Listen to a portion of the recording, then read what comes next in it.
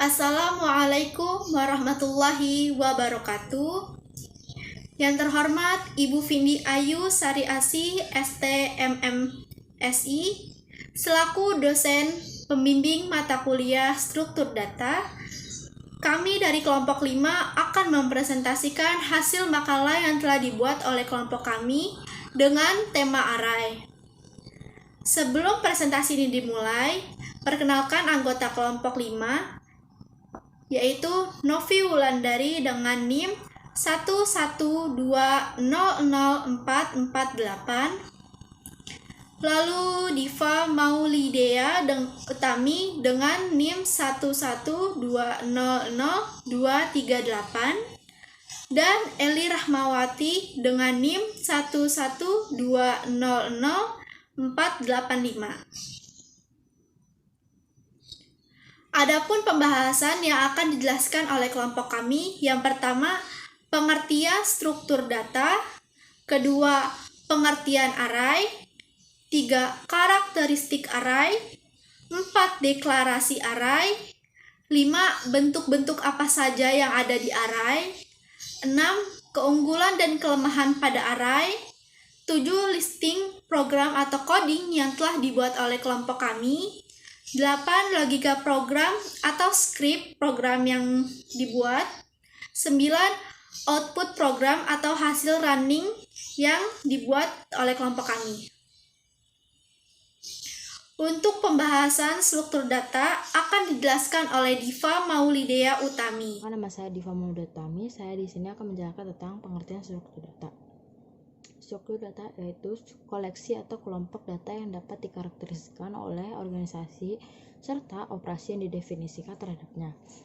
Struktur data terdiri dari dua, yaitu struktur data sederhana dan struktur data majemuk.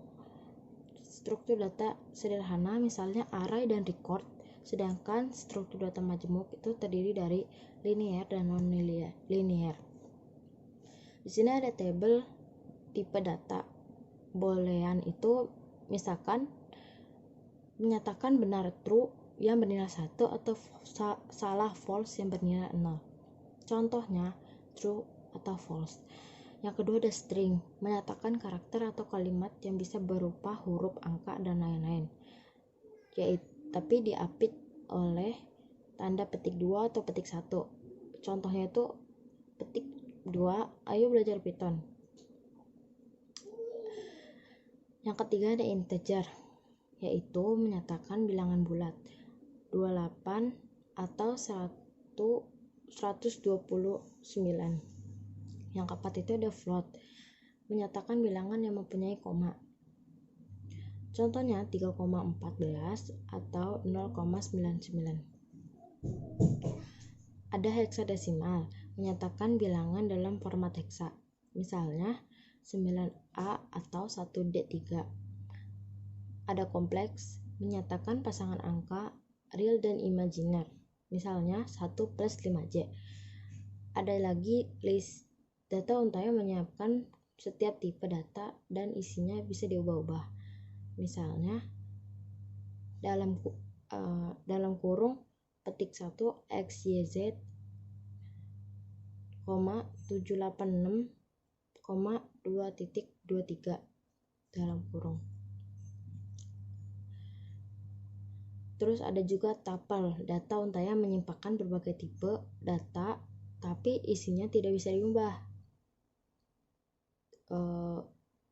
Dalam kurung petik X, Y, Z 7,2.23. Terus ada dictionary, data untaian yang menyimpan data berbagai tipe data berupa pasangan, menunjuk, dan nilai. Misalnya itu kurung awal, koma, nama, kurung nama, terus habis itu petik, habis itu titik 2. Misalkan Adi gitu. Atau ID, koma, titik 2. Untuk selanjutnya, pembahasan mengenai array akan dijelaskan oleh Eli Rahmawati dan Novi Wulandari. Di sini saya akan menjelaskan tentang array. Array merupakan sekumpulan variabel-variabel yang memiliki nama dan tipe data yang sama, antara yang satu dengan yang lainnya. Array merupakan bagian dasar pembentukan suatu struktur data yang lebih kompleks. Elemen-elemen array ini tersusun secara sekuensial di dalam memori, sehingga memiliki alamat yang berdekatan. Elemen-elemen array ini juga bertipe data sama, tapi bisa bernilai sama atau berbeda-beda. Array digunakan untuk menyimpan data-data yang diinput masing-masing ke dalam memori komputer. Jadi, jumlah datanya banyak namun satu jenis. Array juga merupakan tipe data terstruktur dalam pemrograman. Array ini memungkinkan untuk menyimpan data maupun referensi objek dalam jumlah banyak dan terindeks. Jadi, untuk dapat membedakan antara array yang satu dengan array yang lainnya, dapat dengan memberikan indeks pada masing-masing variabel tersebut.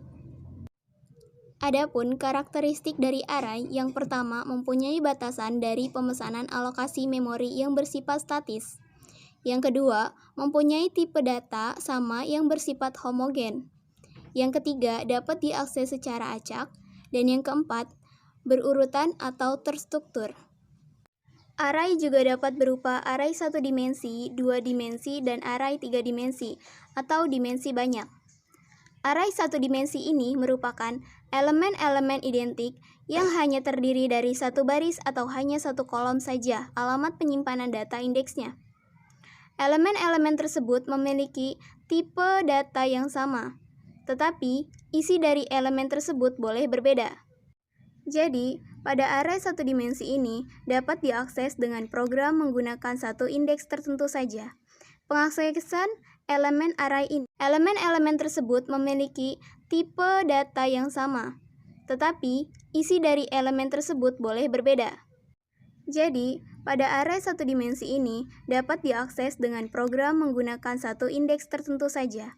Pengaksesan elemen array ini dapat dilakukan secara berurutan atau random berdasarkan indeks tertentu secara langsung. Array 1 dimensi ini juga disebut array dimensi 1 atau bisa juga disebut vektor karena hanya memiliki satu arah. Array 2 dimensi. Array 2 dimensi ini sering digambarkan sebagai sebuah matriks yang merupakan perluasan dari array 1 dimensi.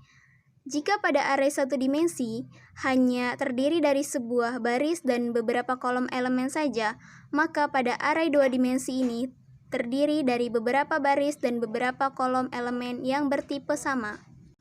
Oleh karena itu, array 2 dimensi ini memiliki dua subbagian. Contoh dari array 2 dimensi ini adalah papan catur. Satu dimensinya merupakan 8 baris, sedangkan dimensi lainnya merupakan 8 kolom. Array 3 dimensi. Array 3 dimensi ini merupakan array yang tidak jauh berbeda dari array dimensi 1 dan array dimensi 2 yang telah dijelaskan sebelumnya, kecuali pada indeks dari array yang digunakan untuk mengelola data dalam bentuk 3 dimensi atau 3 sisi. Array 3 dimensi ini juga bisa disebut dengan array dimensi banyak. Contoh program array dimensi banyak ini jika diibaratkan array 2 dimensi adalah sebuah tabelnya, maka array 3 dimensi adalah array yang menampung lebih dari satu tabel. Dan indeks pertama sebagai penentu jumlah tabel yang ingin dibuat, semakin banyak yang diinput, maka semakin banyak tabel yang disimpan. Adapun keunggulan dan kelemahan yang terdapat pada array, untuk keunggulan yang pertama, array sangat cocok untuk pengaksesan acak yang terdapat di karakteristik array, yang artinya kita bisa akses indeks atau elemen di array yang tanpa melalui indeks yang lainnya. Yang kedua, jika berada di suatu lokasi elemen, maka sangat mudah menelusuri elemen-elemen tetangga, baik elemen pendahulu atau elemen penerus, yang artinya elemen yang sama. Yang ketiga, jika elemen-elemen array adalah nilai-nilai independen dan seluruhnya harus terjaga, maka penggunaan penyimpanan yang efisien, yang artinya penyimpanannya itu sangatlah tepat. Untuk kelemahannya, yang pertama, array harus bertipe homogen, yang artinya user tidak dapat mempunyai array di mana satu elemen atau indeks adalah karakter, sementara elemen yang lain adalah bilangan atau tipe lain. Kedua, kebanyakan bahasa pemrograman mengimplementasikan array statik yang sulit diubah ukurannya di waktu eksekusi. Bila penambahannya dan pengurangannya terjadi terus-menerus, maka representasi statis yaitu tidak efisien dalam penggunaan memori, lalu menyia-nyiakan banyak waktu komputasi, dan pada suatu aplikasi representasi statis tidak memungkinkan untuk digunakan. Untuk ketiga, poinnya sama seperti nomor 2, yang artinya tidak efisien dalam penggunaan memori dikarenakan ukuran filenya yang sangatlah besar. Lalu listing program atau coding yang telah dibuat oleh kelompok kami membuat program array dimensi seperti array 1 dimensi, di mana dengan cara deklarasinya variabelnya diisi dengan angka, huruf angka, lalu jumlahnya diisi dengan jumlah elemen yaitu 1, 2, 3. Lalu print angka. Nah, fungsi printnya ini digunakan untuk mencetak output pada program di layar. Lalu kami juga membuat program array 2 dimensi. Di sini ada deklarasi nama array yaitu nama dan nim. Lalu ada jumlah elemen baris seperti seperti Novi, Diva, dan Eli. Lalu jumlah kolomnya diisi dengan 11200 448, 11200 238, 11200 485. Lalu print nim atau mencetak nim, print nama atau mencetak nama. Kami juga membuat program array dimensi 2 menggunakan list dengan perulangan menunjuk indeks pada Python. Nah, untuk fungsi listnya ini menyimpan berbagai tipe data, tapi isinya tuh bisa diubah-ubah oleh usernya sendiri atau penggunanya. List bisa diisi juga dengan tipe data apa saja seperti string, integer, float, double, boolean, object, dan sebagainya. Jika ingin listnya memiliki lebih dari satu isi, kita bisa memisahkan dengan tanda koma yang seperti kita lihat di program array 1 dimensi dan 2 dimensi. Untuk array 2 dimensi menggunakan list, cara mendeklarasikannya dengan variabel yaitu array diisi dengan integer 11,28,48.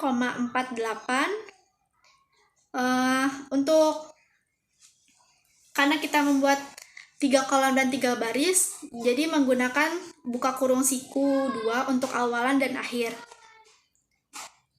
Angka integer 11, 20, 48, buka kurung siku 11, 20, 38, tutup kurung siku, lalu di bawahnya buka kurung siku 11, 20, 58, tutup kurung siku 2.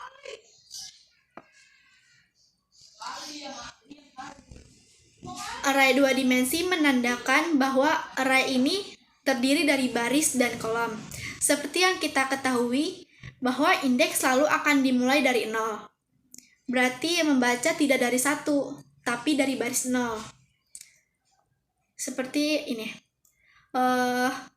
Baris 0, baris 1, baris 2. Yang awalnya kami menyebut awalnya kan baris pertama, baris kedua, baris ketiga. Karena indeks selalu dimulai dari 0, jadi sekarang kita menyebutnya baris 0, baris 1, baris 2, lalu kolom 0, kolom 1, kolom 2. Untuk cara mengakses datanya dengan perulangan agar menampilkan semua datanya, menggunakan for i in range diisi dengan indeks 3, dikarenakan yang tadi kita buat adalah 3 baris dan 3 kolom, jadi diisi 3. Lalu for, jadi kita akan menggunakan perulangan bersarang, yaitu for j in range diisi lagi dengan indeks 3 baris dan 3 kolom. Untuk perulangan pertama menunjukkan baris, lalu perulangan kedua menunjukkan kolom. Lalu kita cetak print array, buka kurung array, indeks i, indeks j, koma n. Untuk tanda n-nya ini agar tidak membentuk lurus, tapi akan berbentuk matriks atau tabel.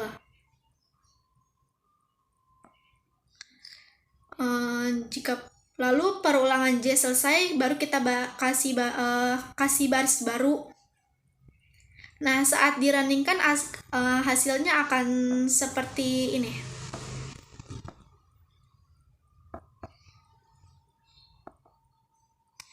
Hasilnya akan sama saat kita sebelum running.